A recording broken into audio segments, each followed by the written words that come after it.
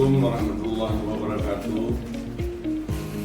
Kaum muslimin dan muslimat dimanapun berada, saya Dr. Haji Ketua Indonesia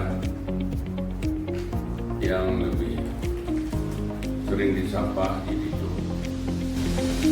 Kami keluarga dan teman-teman membangun daerah ini adalah untuk menciptakan generasi-generasi muda, generasi-generasi kita yang akan datang, generasi yang islami, yang siap untuk menjadi ulama dan siap untuk menjadi umara maupun menjadi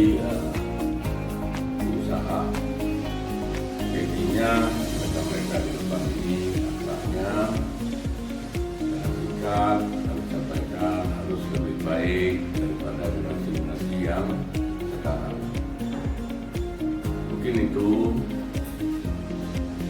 harapan kami. Semoga dengan berdirinya daerah Nurul Quran ini bisa bermanfaat bagi umat.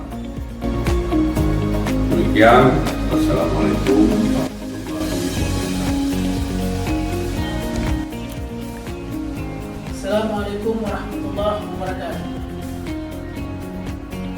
Daerah Nurul Quran ini memiliki visi, itu menjadikan daerah Nurul Quran ini sebagai pusat pengembangan pengetahuan yang akan melahirkan generasi Islam yang bermanhaj Ahlussunnah wal Jamaah yang siap untuk menjadi ulama dan umara.